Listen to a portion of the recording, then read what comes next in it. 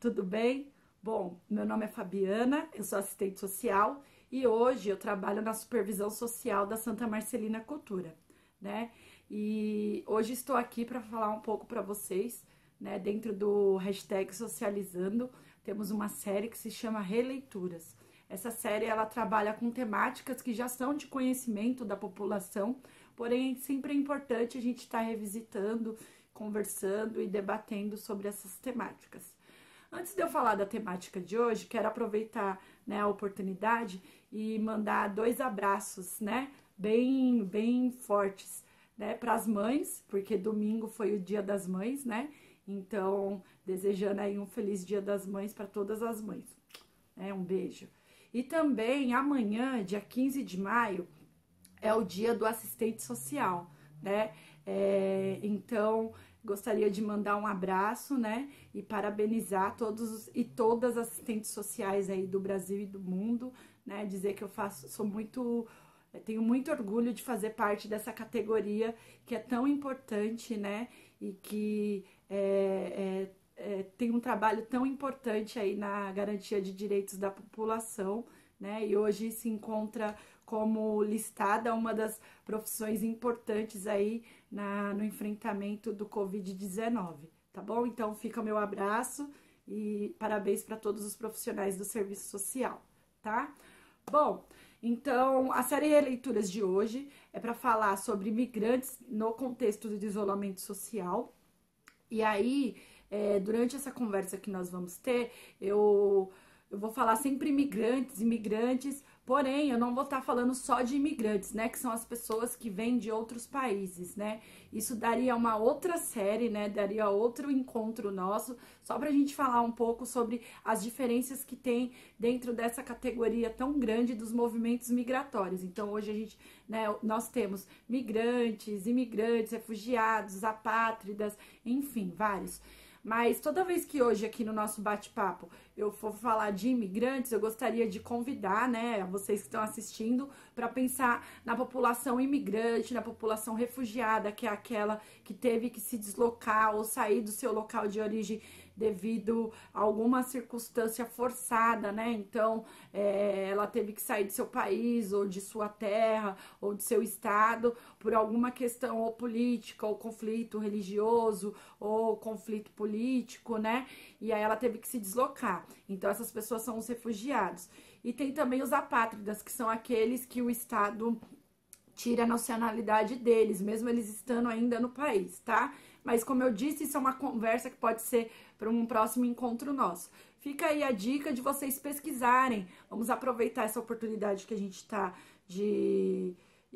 em isolamento social. A gente pode pesquisar um pouco mais sobre esse assunto de hoje do Releituras, né? Sobre a questão da imigração, né? Refúgio, apátridas, imigrantes, né, migrantes internos. Então, fica aí o convite para vocês fazerem essa pesquisa depois desse vídeo, tá? Então, bom, como é que tá a situação dos imigrantes no contexto da pandemia? Eu faço convite para vocês porque a gente vai fazer um recorte, tá? Eu vou tratar e vou trazer aqui um pouco para reflexão sobre a questão das dificuldades que os imigrantes estão tendo hoje, né, com a questão da Covid-19. E aí esses imigrantes, refugiados, né, apátridas estão tendo por 3 fatores que eu gostaria de listar para vocês. O primeiro é a questão da indocumentação, né? Hoje nós temos um número um número grande de imigrantes, né, que vêm aqui para o Brasil, né, imigrantes, refugiados, enfim. Só que esse número, ele é maior ainda, né, e muitas vezes não estão nos registros dos imigrantes indocumentados, ou seja, aqueles que ainda não conseguiram o Registro Nacional do Estrangeiro, que a gente chama de RNE. Então, hoje, a gente tem muitos imigrantes que ainda não conseguiram se documentar. E aí, essa é a primeira dificuldade. Esses imigrantes que são a maioria, que estão, né, sem a documentação, eles não conseguem tirar nenhum documento daqui do Brasil. Então, não conseguem tirar um CPF, não conseguem, né, tirar uma carteira de trabalho, né, coisas básicas para você poder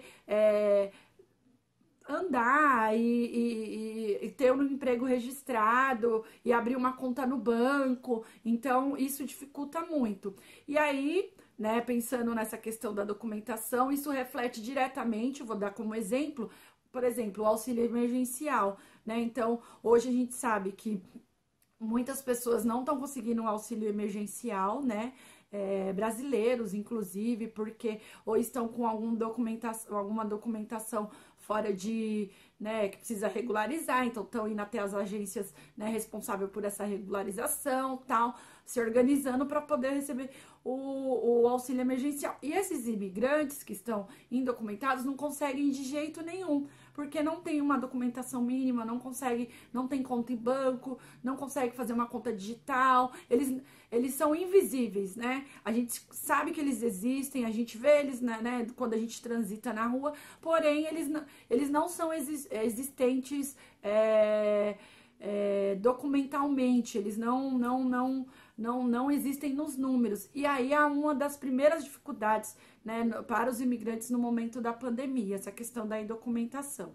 Outra questão que eu queria trazer para vocês é que, e aí não vou trazer só falando em Brasil, mas a nível mundial, né, essa população, né, a população imigrante, refugiada, apátrida, e principalmente quando ela está sem a documentação no país dela de origem, ela é a população mais vulnerável, né, e que tem mais precária que tem, tanto na questão do trabalho, dos postos de trabalho, de emprego de trabalho, como na questão de moradia. Por quê? Porque ela não está trabalhando, ela não consegue ter uma moradia, né, de qualidade, com um básico, com um mínimo, né, os postos de trabalho também não consegue, porque não tem uma carteira, enfim, tal, e quando consegue é informal, e normalmente no informal consegue se for ganhando menos do que um compatriota ganharia, né, então, e a gente sabe, a gente vê por aí muitos imigrantes trabalhando no campo, né, na área, né, trabalhando no campo informal, em coisas que, por exemplo, hoje com a Covid-19 não é possível trabalhar. Então, se a gente pensar no município de São Paulo, né, principalmente na região central, onde a gente tem um número grande de pessoas imigrantes trabalhando, vendendo as suas, né, as coisas que produzem, ou que fabricam, ou que compram para revender, né, como ambulantes, né, ou camelôs. Então, hoje, com essa questão do Covid, não pode mais estar na rua. E aí, o que essas pessoas estão fazendo? Se ela antes montava, né, no Largo da Concórdia, por exemplo, colocava lá a sua mercadoria para vender, ou na região da Luz, ou na região da 25 de Março, ou do Glicério. Então, se você é aqui do país e você nesse momento também trabalha dessa forma e não está conseguindo trabalhar, você pode entrar com pedido, né? Poderia entrar com pedido de auxílio emergencial, né? Para receber durante 3 meses. Um imigrante que ainda não está com a documentação, ele não consegue fazer isso. E aí, como é que ele vai se sustentar e sustentar sua família? Como é que vai comer? Como é que vai pagar um aluguel? Né? Então, é uma dificuldade. Outro ponto que eu queria trazer é que essa população, por estar nessa situação indocumentada e estar vulnerável, né, ela é mais suscetível à exploração, né? Então, pode ser que aconteça mais a questão da xenofobia, da exploração com essas pessoas, e também locais que terceirizam serviços, né? E aí eu vou dar o exemplo, por exemplo, de fora, né, do país, eles contratam essa mão de obra em serviços que os próprios compatriotas, ou seja, as pessoas do país não querem trabalhar. Então, se a gente for parar para pensar, nos Estados Unidos, né, isso até saiu publicado, né, no site da UOL, dados que municípios, né, distritos que estão imigrantes, o número da Covid é 30% maior, né? E por que que é? Não é porque as pessoas estão com a Covid, não é por isso.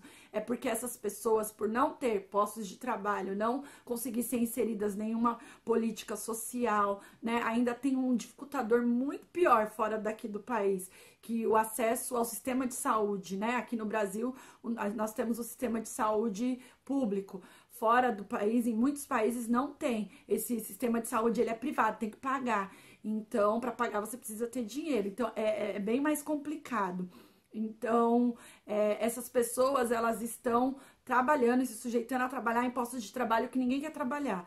Então, fora do país, elas estão trabalhando na linha de frente, na limpeza dos transportes públicos, na coleta de lixo, né, no trabalho doméstico, né, quando tem a possibilidade, né, do trabalho doméstico. Então, estão saindo e estão suscetíveis a pegar Covid. Aqui no Brasil, trazendo agora para nossa realidade aqui de São Paulo, a gente já tinha uma realidade dura com essas pessoas, né? Com esses imigrantes que não estavam documentados. Muitos deles, por exemplo, vou dar um exemplo das oficinas de costura, né? Trabalhando em oficinas de costura, que muitas vezes era a própria moradia, então, o lugar onde comia, onde dormia, onde costurava, aquele pó que sai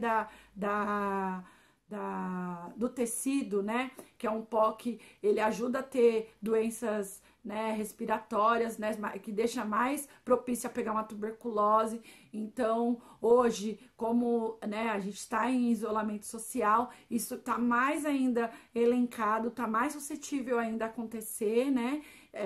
Para essas pessoas que ainda trabalham na oficina de costura e aquelas que trabalhavam trabalhando como vendedores, ambulantes, essas coisas, nem isso estão fazendo mais. Então, e aí estão mais suscetíveis a trabalhar na reciclagem, na coleta, né, que também pode ter material contaminado e estar exposto ao Covid-19. Bom, a gente poderia ficar conversando aqui horas sobre a temática, eu poderia elencar várias coisas para a gente refletir, mas o meu convite para vocês hoje é que, além da gente pensar sobre essa temática, a gente poderia também pesquisar sobre, né? Eu sugiro alguns locais que vocês podem ler sobre o assunto, né? Alguns sites, né? Inclusive que vocês podem ler sobre o assunto. Então, hoje nós temos, né? Além do que é público, né? O que é governamental, que atende essa população imigrante. Então, vocês podem olhar no site do governo do estado ou da prefeitura, os serviços que atendem essa demanda de imigrantes. Temos também organizações não governamentais que faz o atendimento específico para essa população. E nesses sites vocês podem encontrar relatos, pode encontrar números sobre essa população, pode encontrar um pouco do trabalho que é feito com essa população, né? Pode encontrar, tem um canal também se você quiser ser um voluntário, né? Então lá tem canal para doações. Então é esse o convite que eu deixo para vocês entenderem e pesquisarem e saber um pouco mais sobre essa temática, tá? Bom, os sites que são de confiança, né? Vocês podem pesquisar no site de busca, né? E colocar só o nome do local, e aí o site de busca já te dá o site, né, da instituição. Mas alguns que eu posso listar para vocês. A gente tem a Acnur, a agência, né, da ONU para refugiados, né, para refugiados, que faz o atendimento a refugiados, apátridas, né, a retornados, que são aqueles que depois de muitos anos retornam ao seu local de origem, né? Então é um órgão da Organização das Nações Unidas. Temos também, que eu posso indicar para vocês, o Médicos Sem Fronteiras. O Médicos Sem Fronteiras é uma organização, né, humanitária, né, de ajuda humanitária, que está em mais de 70 países. Temos também, tanto a Acnur, né, e o Médicos Sem Fronteiras são órgãos internacionais, porém eles atuam aqui também no Brasil, inclusive em várias questões humanitárias a respeito da imigração, eles atuam. Então vocês vão achar que tanto casos do outro lado do mundo como casos daqui do Brasil, vocês podem entrar.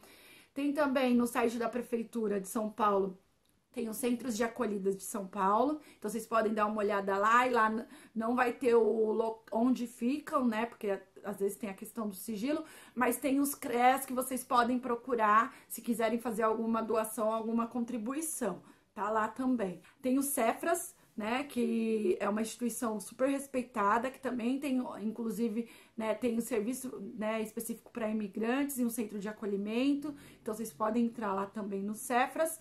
E também tem o CAMI e tem o CEDIC. Então, esses dois também ajudam na questão da documentação. Não são centros de acolhida, as pessoas não moram lá, os imigrantes, mas eles ajudam esses imigrantes que estão com dificuldade de conseguir a documentação, fazer, né, conseguirem as documentações deles aqui no Brasil. Bom, eu acho que já falei demais, mas espero que eu tenha contribuído um pouco para a temática, né? Deixe seu comentário.